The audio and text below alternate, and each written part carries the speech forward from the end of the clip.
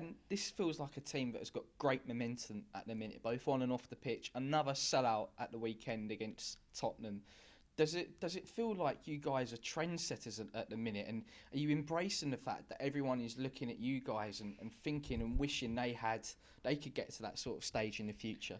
Yeah, I mean, I think we're setting the bar high and we're pushing for the game to get to the next level. And of course, we want everybody else to kind of join us and do that. It's only going to benefit the women's game more, and the fans have been incredible for a long time at Arsenal. But obviously, we're seeing big turnouts at the Emirates each week. 2 sellouts in a row, amazing atmospheres.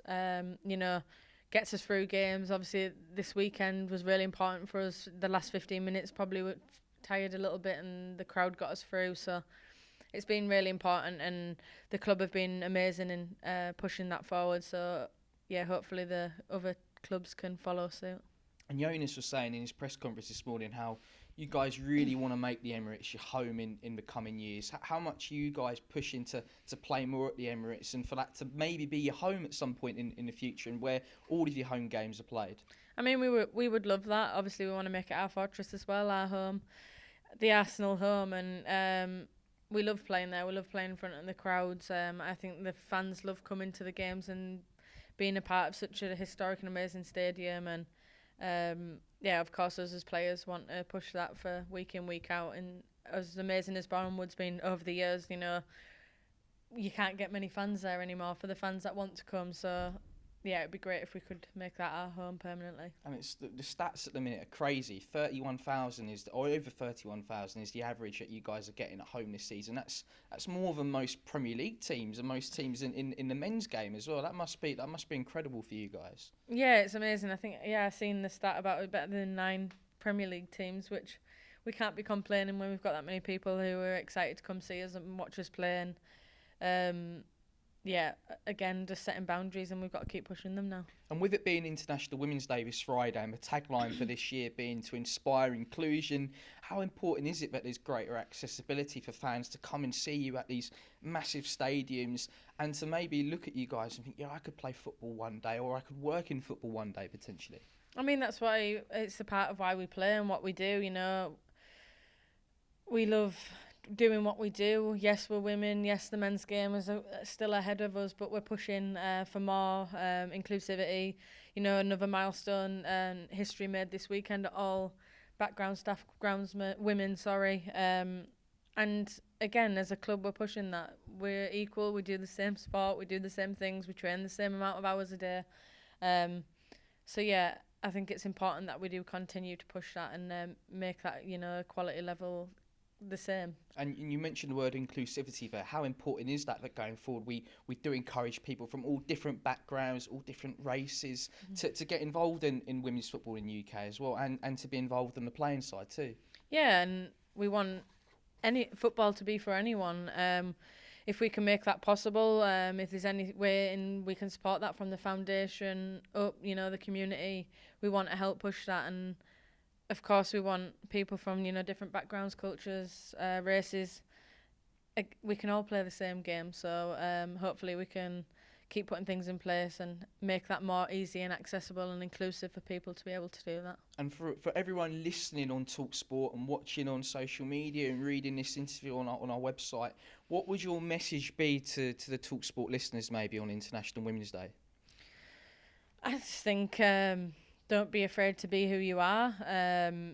Put yourself out there. There is the right people, the right support systems. There is something for everyone. It may not be football, but it may be something that you want and love to do. And go and do it. Go and enjoy it. And go and show that women aren't just to be talked about. It's actually we do things. And we push levels and the game and everything to new heights. And I hope that every woman, girl, feel comfortable doing that. And again, keep pushing the women side of things to the next level. Is there a particular woman in your life that really inspired you growing up?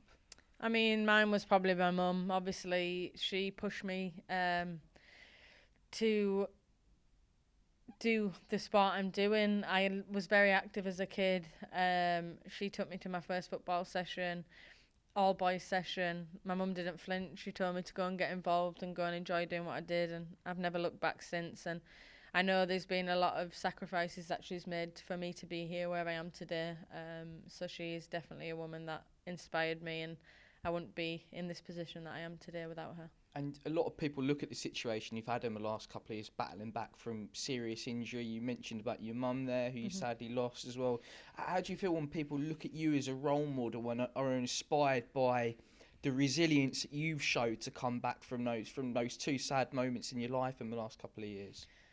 Life isn't easy, unfortunately. I think things get put in your way, and I do believe things happen for a reason. It's not always the nicest reason, but it created the person that I am today and made me stronger as a human and as a person. And yeah, I love what I'm doing. I appreciate every moment a lot more than I maybe took for granted beforehand. And yeah, I'm just being me. Nothing's changed from when I was a 6-year-old girl that started playing football to the old 28-year-old woman I am now. But yeah, I love doing what I do, and I'm very lucky and privileged to do that. You're definitely not old. You're going to be killing it for the next few years, I'm sure. So what do you hope the future looks like for women's football then?